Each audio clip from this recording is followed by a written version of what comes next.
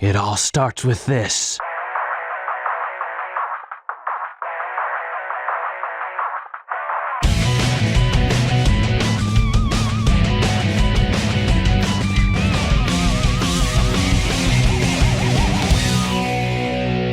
This is the ultimate power. Hello everybody, it's me, your good friend Sparky, and it's time to take on the Egg Fleet with Team Rose and a little later, Team Chaotix. You fools must all have a death wish. Witness this invincible battleship built by the hands of a genius. Its power unmatched throughout the universe. If you want to fight, you've got one. Let's get that floating.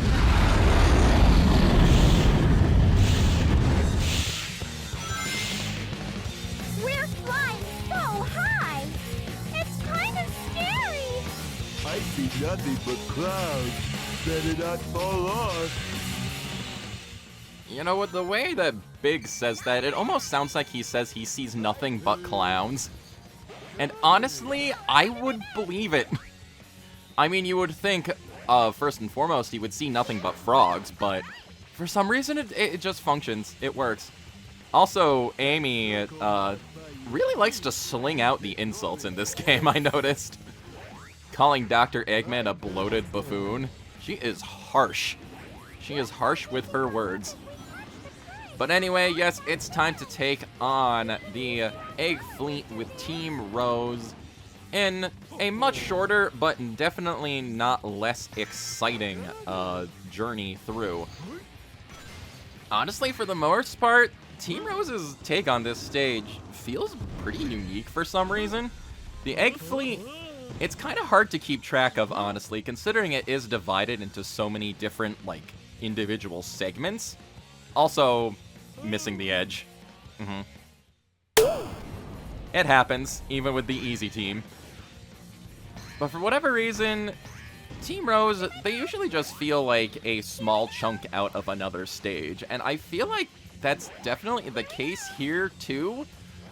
But I have a hard press. I'm hard pressed to figure out exactly what segment of the stage this is supposed to be, considering it is a very fragmented stage overall.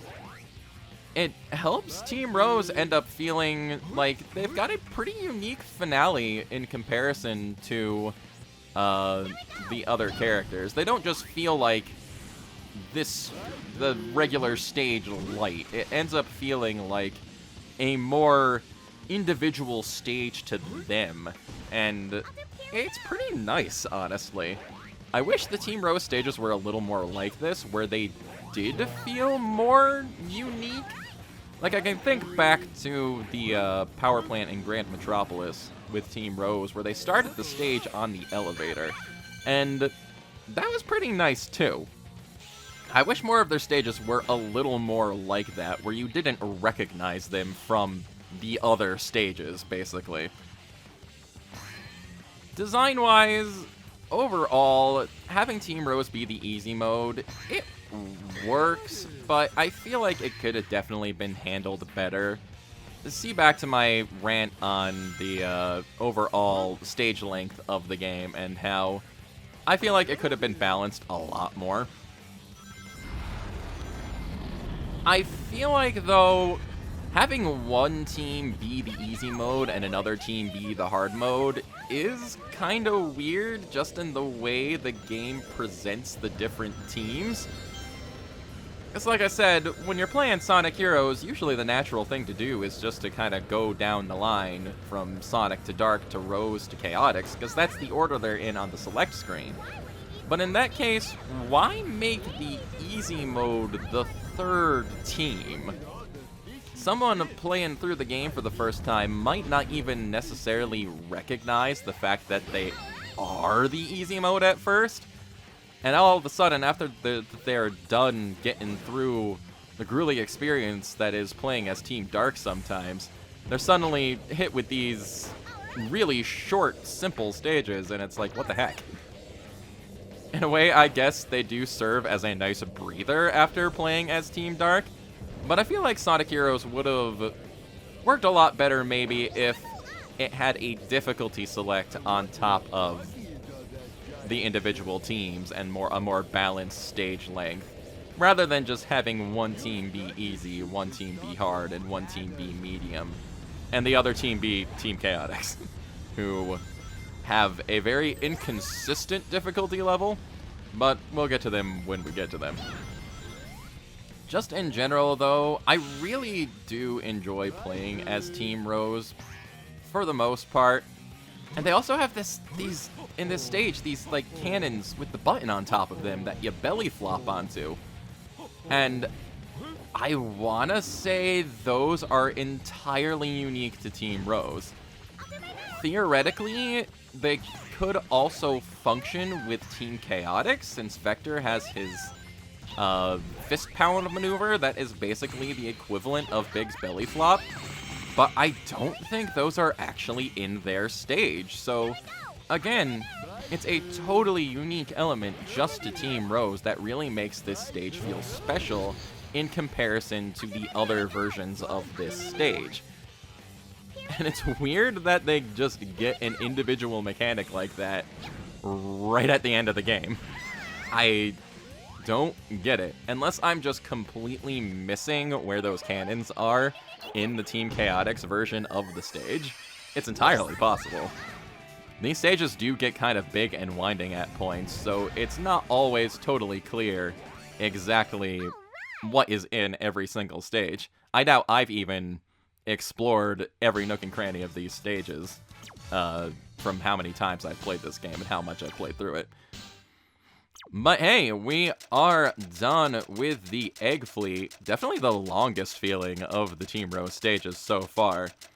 Which is kind of weird, because their actual final stage doesn't feel anywhere near as long. Not too bad, I guess. I guess. We definitely could have made our way through the stage a lot faster. But it's time for Team Rose to jump in and take on the final fortress. And yeah, weirdly, this stage feels kind of short. Here we are. It's quite overwhelming. I've got to pull myself together. Wise words as always, Big. It's nice to know that your motivations throughout this entire adventure have not wavered in the slightest. It's all about Froggy, and will always be about Froggy.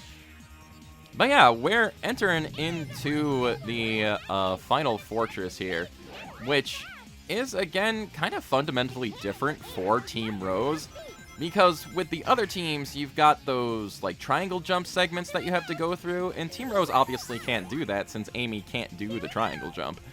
So it ends up, again, feeling a bit different. You still got to deal with all of the segments of platforms collapsing underneath you and things like that, and some of the more tough enemies in the game.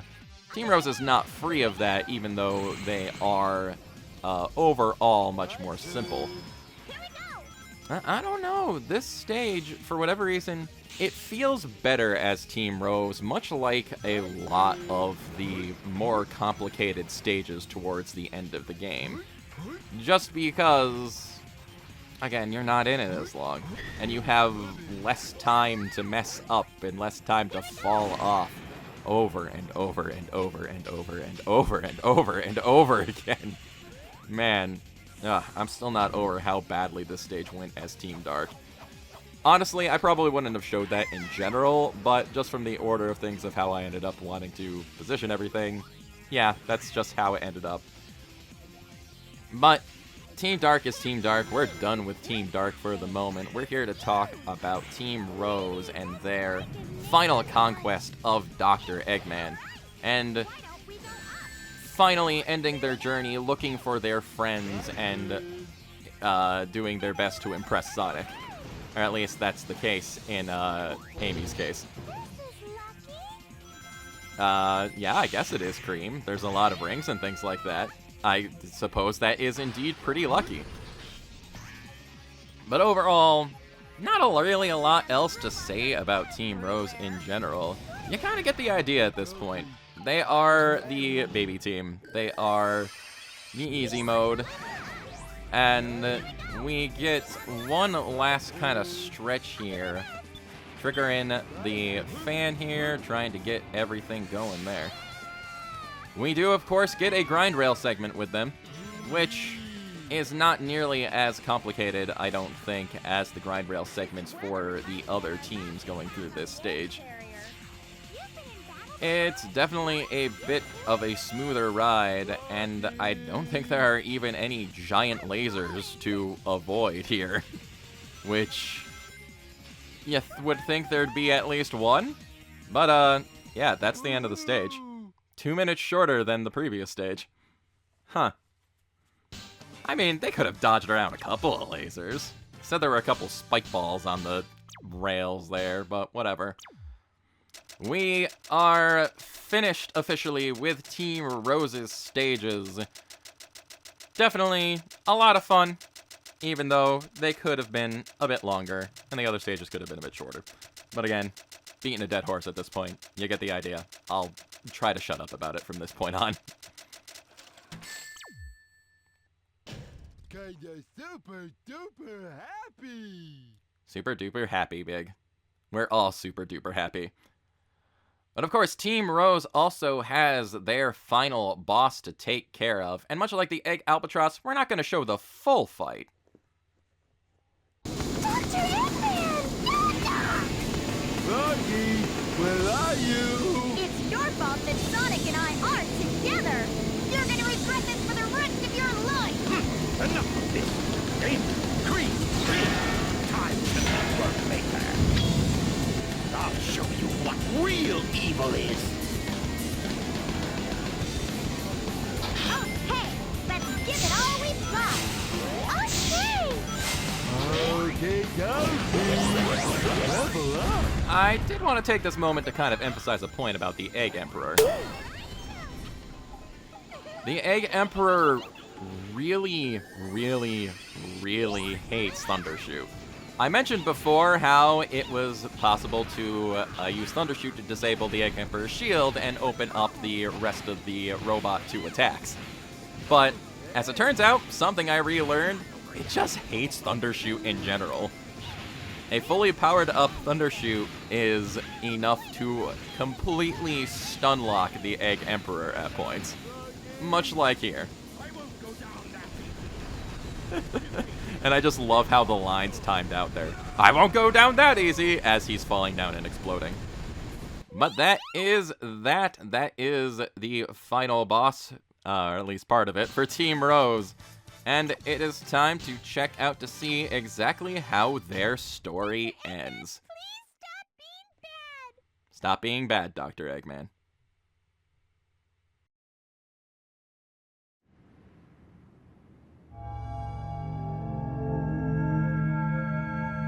Froggy! Chaos data has been copied. I'm so glad for you, Cheese. Hey,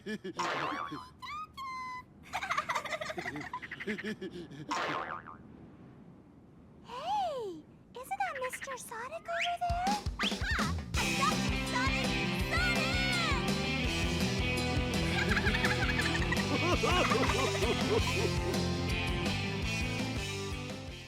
A happy ending for all, except for that very ominous voice talking about chaos.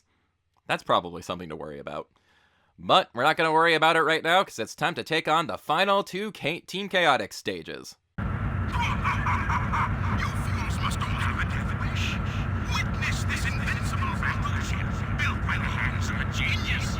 Its power unmatched throughout the universe.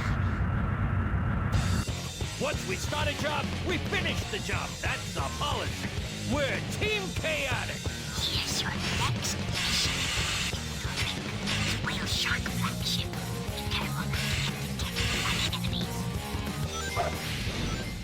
So after the grueling experience that was dealing with the Mystic Mansion in the last stage, we've got actually a couple of kind of breather stages with Team Chaotix right at the end of the game. First up, we've got another stealth mission where we've got to avoid getting detected by enemies.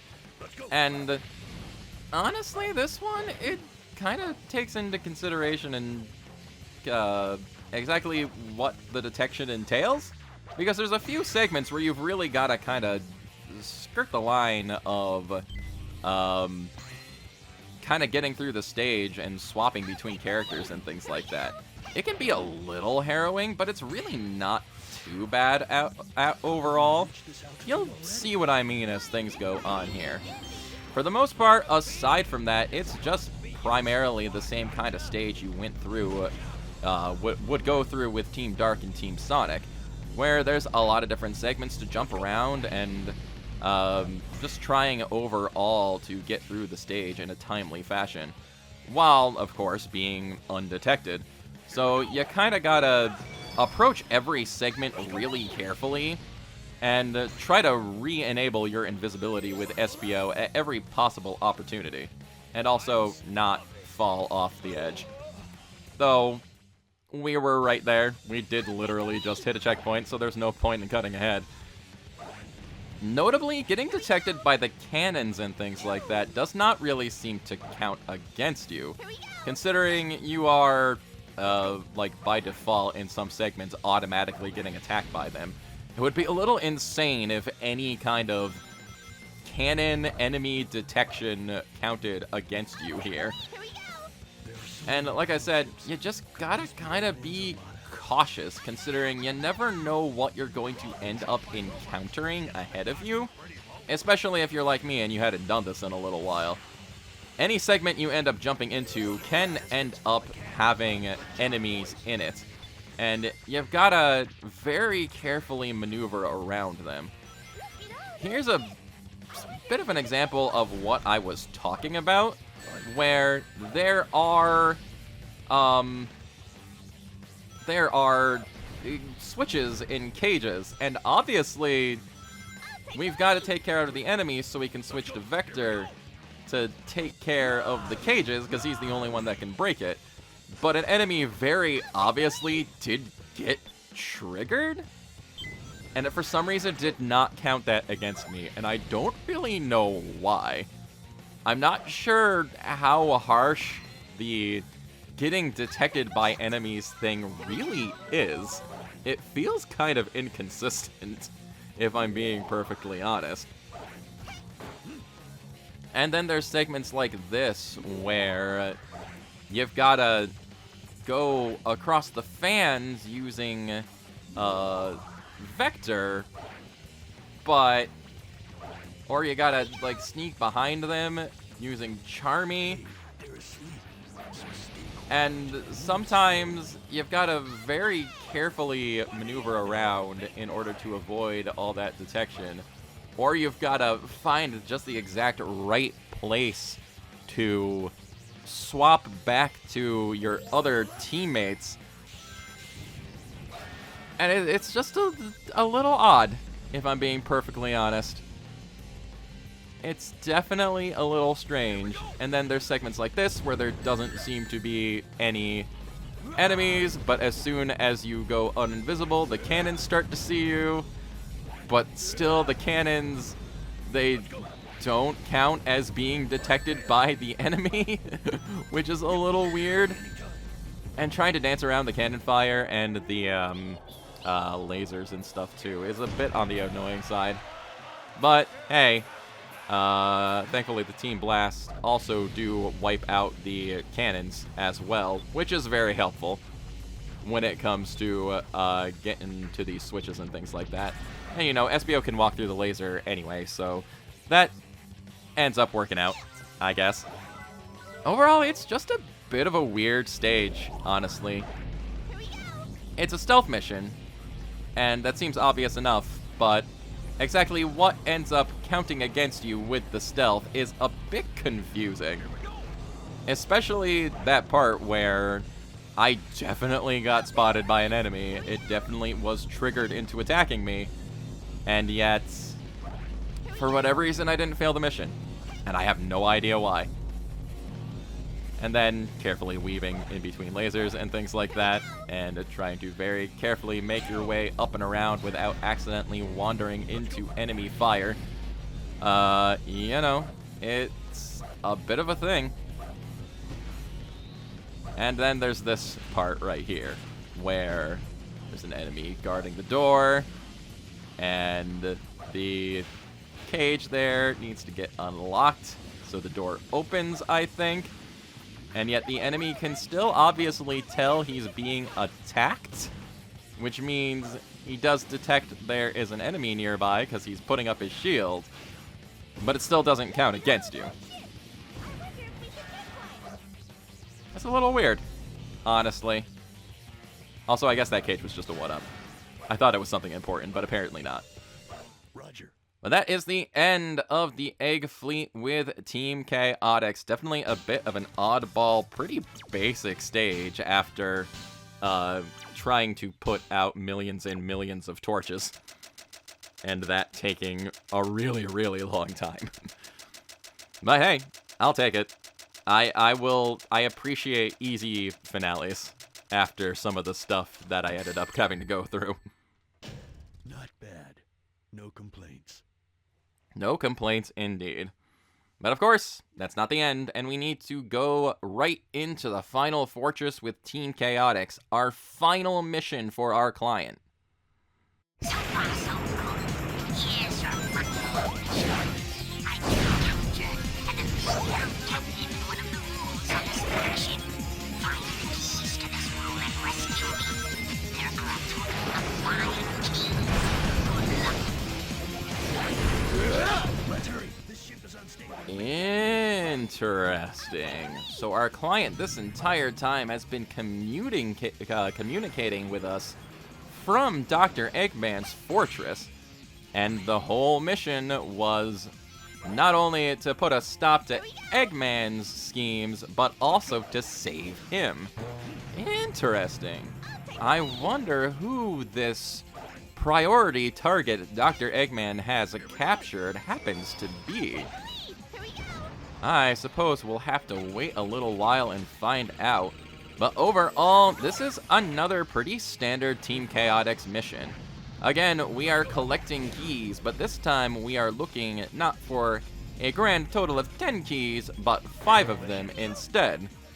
A little odd that it sort of breaks the pattern of your collecting things missions being collecting 10 of something right at the end of the game. But, you know, I guess that's fine. In this mission, it's all about trying to find out where the keys are and then defeating the appropriate enemies, usually to unlock a cage that they are trapped in. Overall, though, the keys generally could be just about anywhere, so much like the other missions like this, you really kind of gotta try and check around every nook and cranny to make sure you're not going to miss something. If you know approximately where the keys are, then it does end up being pretty simple in regards to finishing the mission. But at the same time, they definitely do make it hard. With all of the tougher different kinds of enemies scattered about the stage, it becomes a good deal more difficult than previous missions like this. Especially when you're having to dance around really small platforms like this, for example, and trying your best not to fall off while you are in the middle of fighting things. It's not always fun. It's not always a good time. But, hey, you wouldn't expect this final mission to be that easy, would you? Also, weird segments where you can either go up with the tornado or the power triangle jump, or Vector's bubblegum in this case. That key was just kind of out in the open, but we did have to try and craftily get up to it. Taking the power character, I think, was definitely the right idea, because I don't think taking the pole up with the speed character would have gotten us up to that point. Or maybe I could be entirely wrong and I was just looking at things incorrectly. But hey, overall, not bad. More keys are definitely a good thing. And annoyingly, these guys, even if they don't have their shield up, if you attack them from the wrong angle, they can still end up blocking your damage because you're attacking the side that the shield is on, which is pretty annoying, if I'm being perfectly honest. Though I guess a good attention to detail that you're attacking the shield and you're not attacking the enemy, so, you know, I guess that's fine. Props to staying consistent. Just because you have your shield down doesn't mean the shield doesn't protect you from damage, I guess. It's just kind of a little obnoxious to deal with. Team Blasts are definitely the way to go with guys like this. Not bad overall. We give them a little song, we collect a little key, and then we're down to just one more as we blow up a battleship.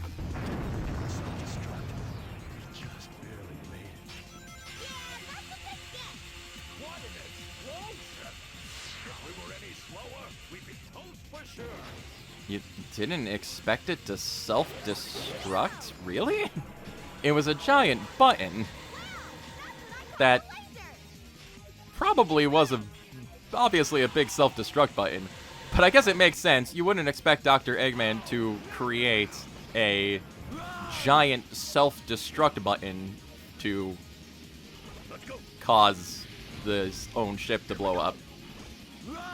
I mean, yeah, I guess you really wouldn't expect it to self-destruct. Why would he have that button just lying around? It's a bit weird, honestly, if you really think about it and you really consider it. But, oh well. I guess all mad geniuses have to have a giant self-destruct button in play. It's just right. And one more key. We have successfully completed our final mission. Not the final task, however, considering Team Chaotix also has to get through the Egg Emperor fight here in just a moment. But they do have another task that they need to complete ahead of that. You know what it is, I'm assuming. You could probably guess. Not bad. Not bad. We have one more Chaos Emerald to gather. It is time to take on the final Emerald Challenge here with Team Chaotix. And of course, this being the final Emerald Challenge, it's definitely the most difficult of the bunch. There are a lot of bombs to weave around and segments where there aren't necessarily a lot of orbs to gather. You gotta be careful and you gotta be quick and you gotta rely on the stage to behave. Because the stages still do weird things sometimes with, like, your positioning on the wall, kind of slowing you down, and the acceleration not quite working, and you falling off and coming to a halt. The special stages in Sonic Heroes are weird, is what I'm saying. Because sometimes they behave exactly as you would expect, and other times it just kind of feels like certain segments just really slow you to a crawl for some reason. And when the camera kind of whips around angles, it can be kind of difficult to tell exactly where you are and where you're going. Overall, these really aren't that bad. They're a fun kind of special stage, but I feel like they could have been done a little better. And yeah, there's a lot of spots for you to kind of botch things up, and bombs to try and jump around and avoid, and it's not super fun, but hey, it's fine. You really just gotta kind of deal with it enough till you get to a nice segment where you can get a lot of boost and a lot of speed, and then finally gather... Oh hey, there are orbs on the ceiling, I didn't even notice that. You can finally gather the final Chaos Emerald. Very nice, very cool. And gathering all the Chaos Emeralds means we're totally prepared for an extra challenge in the next episode. But first and foremost, yeah, Team Chaotix has to deal with the Egg Emperor. So let's see how they accomplish their goal and finish their mission.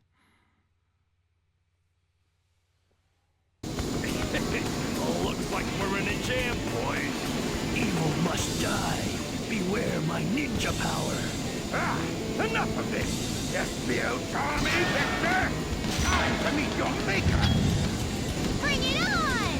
I'll show you what real evil is! This must be the final stage. Is that it? Not really, boys. This is where we have to get out. Don't let your guards down. Here we go! Take the lead! Much like before, not much of a point of showing the whole fight. So we're just gonna skip right to the end here, with us once again completely demolishing the Egg Emperor with Thundershoot. And it's time for us to finally finish every stage and every boss in Sonic Heroes. And get ourselves prepared for the true finale in the next episode. So, thank you very much for watching. This is your good friend Sparky signing off for now, and enjoy one last cutscene.